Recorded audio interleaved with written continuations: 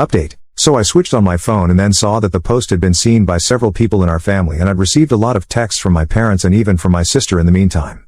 A lot of my relatives had commented on the post and expressed how they were on my side. Some of them had even texted me and reached out to tell me that they were always there for me if I needed any help whatsoever. That was uplifting, and I felt better until I went through my parents' messages, all of which were filled with hate and anger. Obviously, they weren't pleased with what I'd done and were demanding that I take the post down. My dad had said a lot of things about me in his texts and even added that he wished I'd never been born, which was hurtful but unsurprising. My mom's texts were along the same lines, and the only ones that were even slightly different were my sister's. She didn't say much but told me that she'd like to speak to me in person if that was possible, and left it at that.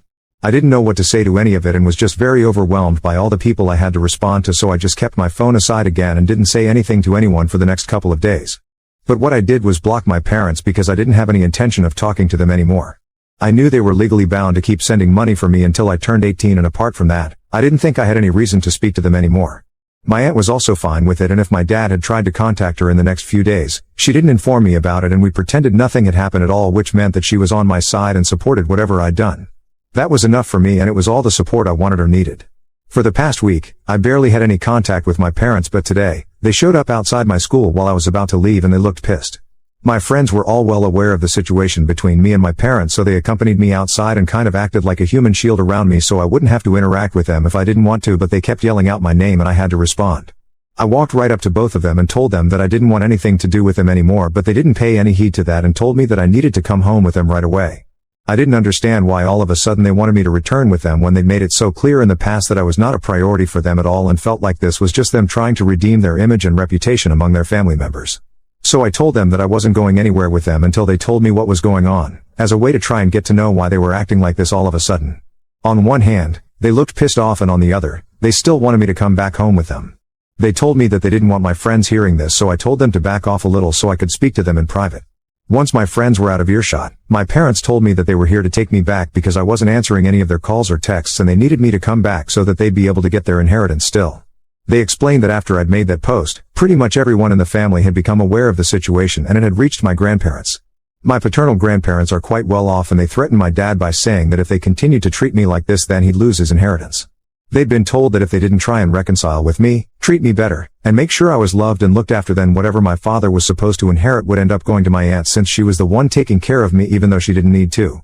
And my dad couldn't afford to lose the inheritance because it was a significant amount of money.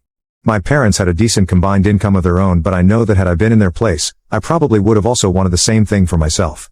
The only difference is that I would have had enough brains not to make it seem like I was doing me a favor by saying that they'd take me back, because they weren't doing me a favor. They were doing this for themselves and not for me, and even then they didn't have the common sense to at least act like they were willing to let me live with them.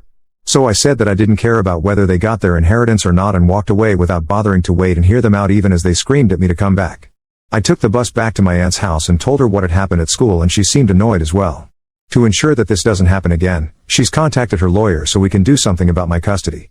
Of course, it's still my parents who still have the rights over me, and that has to be changed if I want to live with my aunt. I also called up and thanked my grandparents for trying to fix this, but I also told them that I really didn't want to go back to living with my parents, because now that I'd spent a couple of days living with my aunt, I finally felt like I was free. Living with my parents had been nothing short of suffocating, and I'd kept hoping that things would change, but they never did.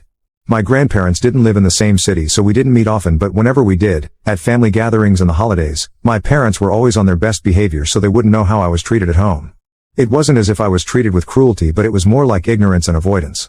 On the surface, it all seemed fine, but if people spent a couple of days with me at my parents' house, they'd know that they mostly pretended I wasn't even there and cared only about my sister. And after she got pregnant, that just got worse and I was pushed to the sidelines altogether.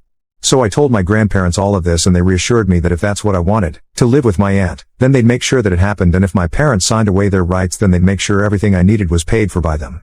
I was happy after that conversation because things were finally looking up for me, but it didn't last long, since I just received an email from my dad a couple of hours back. It was not hateful or mean, but just disappointing.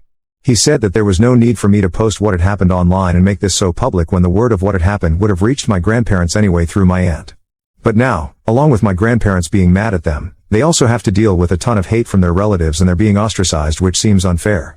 He told me that even some of his co-workers found out about this because the post was public and it had shown up on their feed since he was tagged in it. This wasn't a good look for him at work, and what I'd done had just caused a lot of unnecessary drama in their lives, according to me. So Ida for posting about how my parents asked me to leave the house and move in with my aunt on my 16th birthday because my sister was pregnant and they needed my room for the baby?